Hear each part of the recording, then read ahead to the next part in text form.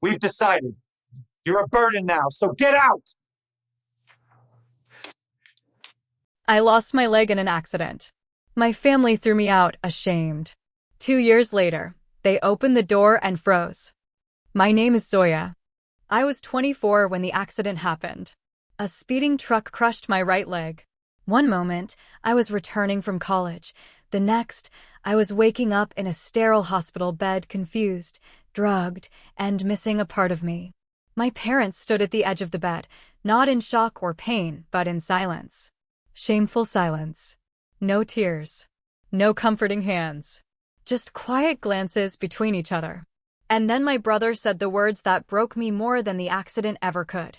We've decided. You're a burden now. They left that night. Not just the hospital room, but my life. I stayed for another 3 weeks alone. No visitors. No money. The nurses whispered. The doctors looked at me with pity. When I was discharged, I had nowhere to go. I called my best friend, she didn't answer. I tried a women's shelter. They took me in. That night, under a flickering bulb, with just one leg and a stitched heart, I made myself a vow. One day, I will return. And when I do, everything will have changed. The shelter wasn't much, a shared room, donated clothes, and meals that often tasted like nothing. But to me, it was my rebirth place. A place where I wasn't judged by the leg I lost, but by the fire I still carried inside me. The first few weeks were the hardest. I couldn't walk. The pain of surgery mixed with the pain of betrayal made me want to disappear. But then came Farah, a social worker who changed everything. She didn't pity me. She handed me a brochure and said, "You're not broken. You're becoming." It was for a free government rehabilitation and skills program for women with disabilities. I signed up immediately. I learned to walk again, with a prosthetic, yes, but with dignity. Each painful step was a scream against everyone who had written me off. I practiced for hours, fell countless times, but never stayed down. I chose graphic design as my course. Why? Because I wanted a skill I could master from anywhere, even with limited mobility. I spent sleepless nights learning software, watching tutorials, practicing on a donated laptop with a cracked screen. In 1 year, I went from zero to building logos, websites, and branding kits for small businesses. I even started freelancing under a fake name, not because I was ashamed, but because I wanted my work to speak before my story did. Then one day, I landed a massive contract with an international fashion startup. They loved my designs so much that they offered me a 20% partnership. I reinvested every rupee I earned into my small agency. I named it One Life. By year 2, I wasn't just walking again. I was running a 6-figure business. I had an apartment, a car, a team, and most importantly, a voice. And then I got the news. My brother had lost his job. My parents were struggling with debt. Their home, my childhood home, was about to be auctioned off due to unpaid loans. I didn't feel anger. I felt clarity. It was time to return. Quietly. Strongly. And this time, not to ask for shelter, but to take back everything they threw away. The taxi pulled up slowly outside my old house. It looked smaller than I remembered. Peeling paint. A rusted gate. And that same banyan tree whose roots once felt like home. I stepped out, black heels, sleek prosthetic, tailored coat, leather bag slung over my shoulder. I didn't look like the girl they kicked out barefoot and broken. I looked like power wrapped in silence. From the window, my mother peered out and froze. She squinted, then gasped, then disappeared behind the curtain. The door opened slowly. My brother stood there, jobless, desperate, and speechless. "Zoya." His voice cracked like dry leaves. I didn't smile. I didn't nod. I simply said, "I heard you're losing the house. I bought it this morning." Their jaws dropped. Yes, I had paid off their debt. Not to please them. Not to earn back love. But because this house was mine too, and I would never let shame define my story.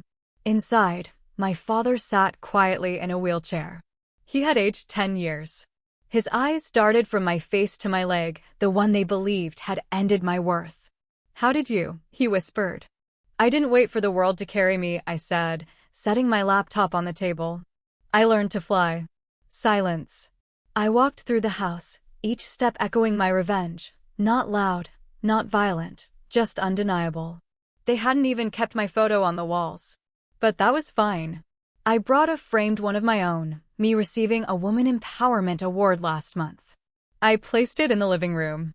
You can look at it when you're feeling sorry for yourselves, I said, still calm. Then I walked upstairs to my old room. Still dusty. Still full of ghosts. I opened the window and breathed in. I wasn't here to hurt them. I was here to remind them who they abandoned and who they could never break. And as I looked out at the road I once walked barefoot, I smiled. Because now, every step I took shook the ground. That evening, the house buzzed with awkward silence. No one knew what to say. They hadn't seen me in 2 years. They didn't know who I had become. But now, they were forced to look. I sat at the dinner table they once made me eat beside, not on. And this time, my chair wasn't near the edge. It was at the head. My brother sat across from me, eyes darting between the plate and my prosthetic leg. He didn't dare to meet my gaze. My mother poured water with trembling hands. She whispered, "We didn't know you'd come back like this." Like what? I asked softly. Successful, beautiful, important. I smiled, but it wasn't warm. You mean, not broken? She looked down.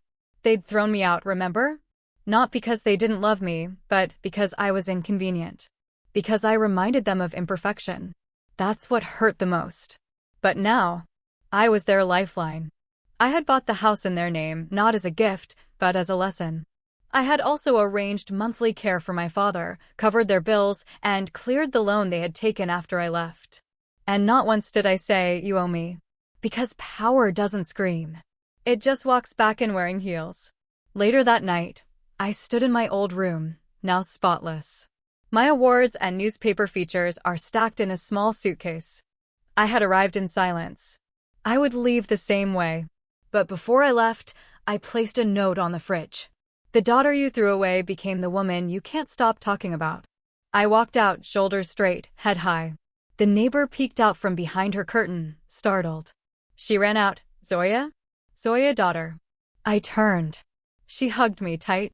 Tears streamed down her cheeks. "We all heard what you did. You made us proud." I smiled, this time truly. Not because I wanted their pride, but because I had finally found mine. 3 months passed. I didn't stay in that house. I had a world to conquer. I returned to my city, my office, my life. But word spread like wildfire. The girl with one leg came back richer than the rest of the family combined. But I wasn't chasing revenge anymore. I was building hope. I launched a startup. Zoya Rise, a brand for women with disabilities. Clothing, prosthetics, mentorships, scholarships. Not charity. Empowerment. Girls from small towns began writing letters. "Zoya, I was told I'd never be enough. But I saw your interview and now I'm applying to college." One even said, "I walk to school on one leg every day. But knowing you did it makes me feel powerful." And I cried reading those words. Because I remembered the night I limped out of that house, one leg gone, no money, no support. Now I was the woman I needed back then. One day, I was invited back to that very same town for a TEDx talk. My brother, now jobless, sat in the audience. My mother, too, is holding my childhood photo in her lap. They watched as I walked across the stage, gracefully, confidently. In heels. The audience gave a standing ovation before I even spoke. And when I finally did, I said this. They said no one would marry me. That no one hires a half-body woman. But I didn't need a husband. I needed a mission. And I didn't need their seat at the table. I built my own with ramps, not stairs. And today, I invite every woman who has ever been cast aside. Come take your seat. It's yours. As I left the stage, my prosthetic heel tapped confidently on the floor. Each step, a reminder. They tried to bury me, but I was a seed. And I grew into a forest.